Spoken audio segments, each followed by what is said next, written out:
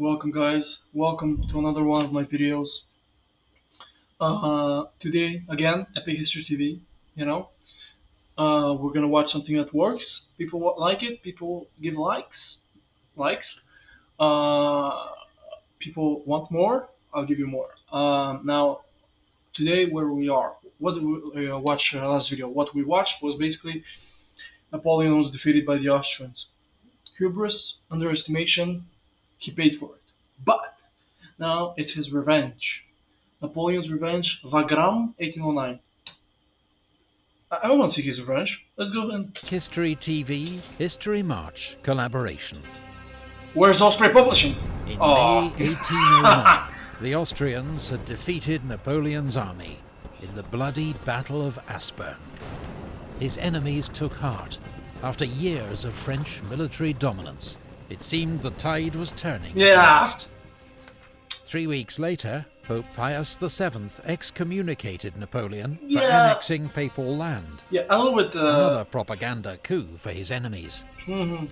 But in the wake of its victory, Austria hesitated, not sure whether to seek peace or continue the war, while Napoleon responded with a hurricane of activity. He summoned reinforcements to join him near Vienna. The Army of Italy, under his stepson Eugène de Beauharnais, and 11th Corps under Marshal Marmont, who'd together driven Archduke John's Austrian army out of North Italy, as well as Marshal Bernadotte's Saxon 9th Corps. Napoleon's army grew from 90,000 to a massive 164,000 men and 544 guns, to take on Charles's army of 128,000 and 414 guns. 6 weeks after his first attempt had ended in defeat, Napoleon ordered his army to cross the river once more. This time his engineers had built solid bridges across the Danube to ensure there was no repeat of the disasters of Aspern. For the French army, Napoleon declared, the Danube no longer exists. The stage was set for the largest battle yet seen in European history. I'm intrigued. If you think our Napoleon series has made you a master of tactics and strategy, put your skills to the test in Vikings War of Clans, generous sponsors of this video.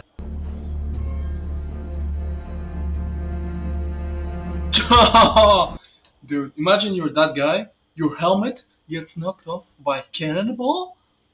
I mean, granted, they had On the evening of the 4th of July, in heavy rain, the French began crossing from the island of Lobau, not towards the devastated villages of Aspern and Essling, but east towards Gross Enzersdorf, which was soon ablaze from French shells. Archduke Charles had left only a small advance guard to delay the French. By dawn, General Massena's 4th Corps and Oudinot's 2nd Corps were driving those troops back, winning space for the French army to deploy.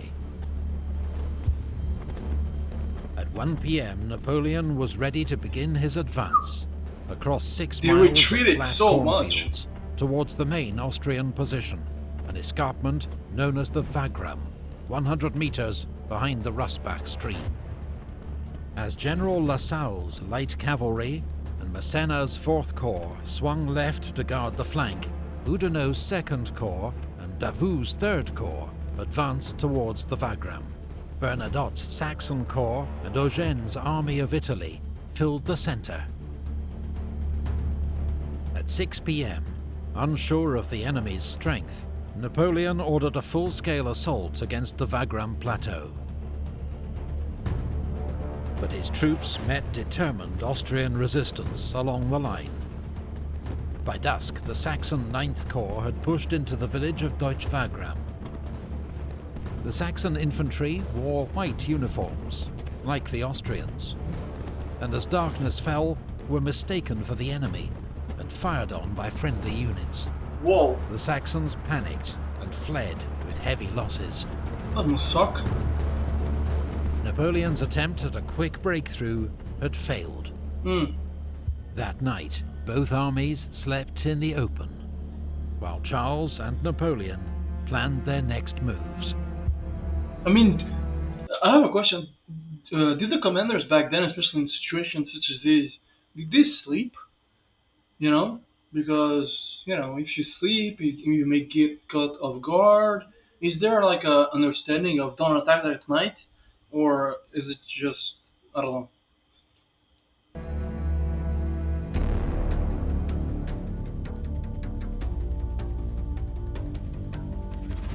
On the second day, Napoleon planned for Davout's Third Corps to lead the attack, Davout! rolling up the Austrian flank, while his other corps pinned down the enemy with local attacks.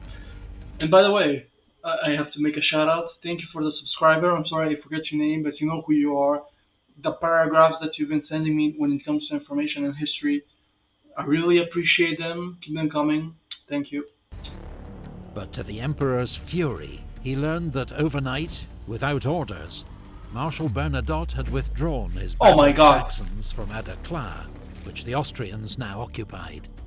Aderklaa was a crucial strongpoint in the centre of the battlefield. Napoleon gave orders for its immediate recapture, but the French and Saxon attack failed, with heavy losses.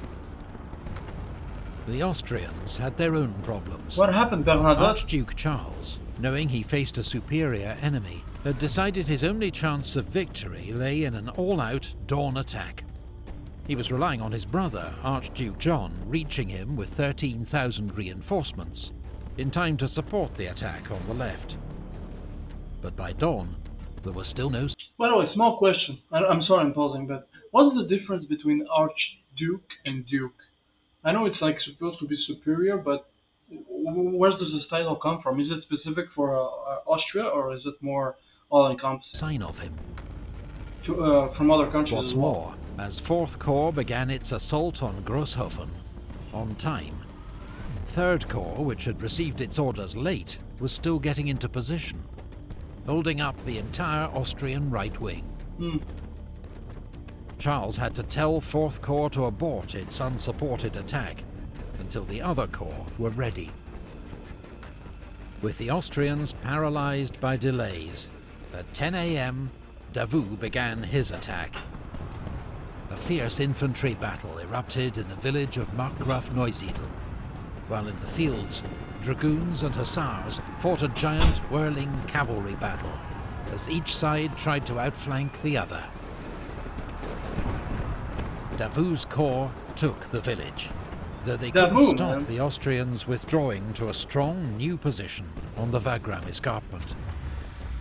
Meanwhile, a serious threat had developed to Napoleon's left flank and rear. Klenau's 6th Corps had driven back the outnumbered French, with some units advancing as far as Essling, dangerously close to Napoleon's vital river crossings. Napoleon urgently needed to reinforce his left flank, but he was also determined to hold back his reserves for a decisive attack. So he ordered Massena's 4th Corps to march across the battlefield and reinforce the left. A huge redeployment like this, right in front of the enemy, was high risk. So Marshal Bessieres was ordered to lead a cavalry attack straight against the enemy centre. Casualties were high. Even Marshal Bessieres had his horse killed under him, to the alarm of his men. What's insane is that But the enemy was kept the busy. generals and the marshals, they rarely die. I mean, they do those extremely dangerous charges and decisions and actions, but they could somehow always survive. Last battle, two marshals, two generals, I think, were killed, or three of them, and they had, they were killed with like cannonballs. But Busy, while 4th Corps completed its redeployment and forced Klenau's corps to fall back.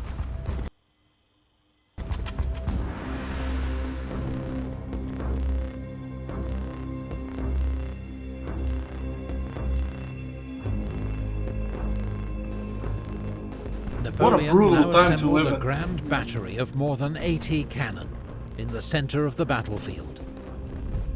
This was one of Napoleon's trademark tactics, a concentration of artillery to blast the enemy line and pave the way for a decisive French attack. The Grand Battery fired an estimated 15,000 rounds, setting light to the cornfields. Around 1 p.m, Napoleon ordered a general attack. As Davout continued to batter at the enemy flank, 4th Corps would advance on the left, 2nd Corps on the right, while in the centre, General MacDonald would lead forward 8,000 men of the Army of Italy, formed up in a giant three-sided square to secure his flanks. But despite the terrible French cannonade, Austrian 3rd Corps and Grenadiers of the Reserve met the French advance with torrential fire. MacDonald's giant square was cut to pieces, its men mowed down en masse by cannon fire, and the attack stalled. But the Austrian army, battered by relentless French attacks, was near breaking point. Every part of the line was under pressure from the French. Archduke Charles, determined above all to keep his army intact, ordered a retreat. The Austrian withdrawal was disciplined and well executed. Napoleon had his victory. But his army was also so shattered by fatigue and heavy losses, it was unable to launch any effective pursuit.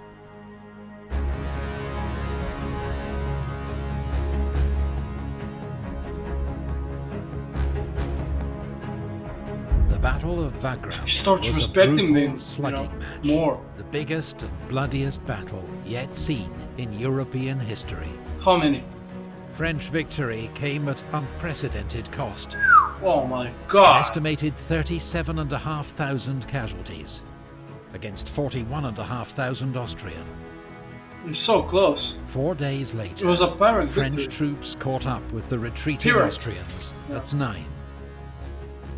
As the fighting escalated, Charles knew he could not withstand the French a second time, and asked for a ceasefire. But he had not consulted his older brother, Emperor Francis, who was furious when he heard the news, not least because long-awaited British support was finally on the way.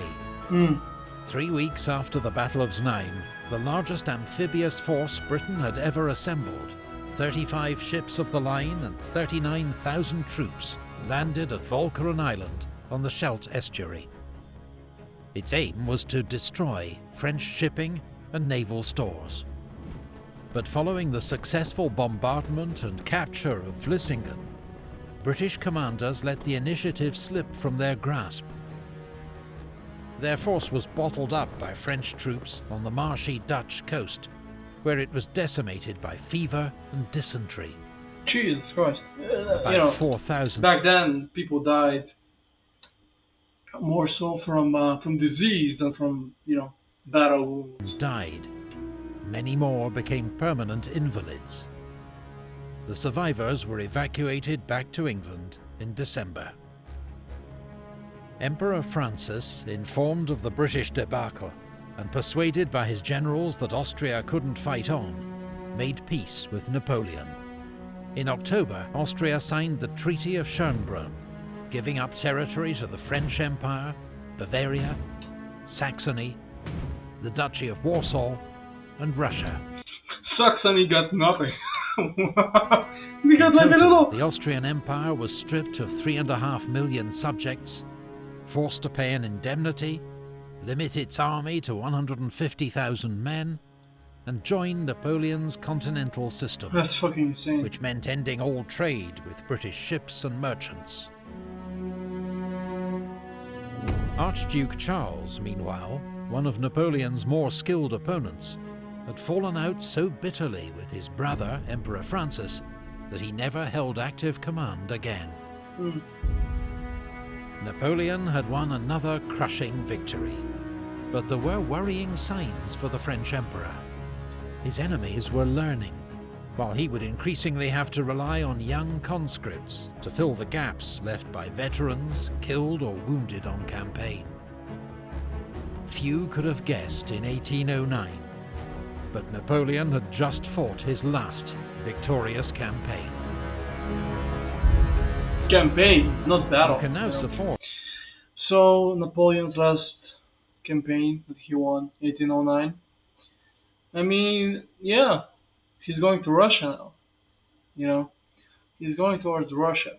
I think he's gonna go back to Spain and then to Russia. But it's a very interesting series to sort of, and back then in 1809, that was the biggest battle in terms of casualties ever. I mean, there were how many people? 300,000, 250, 300,000 people, insane number.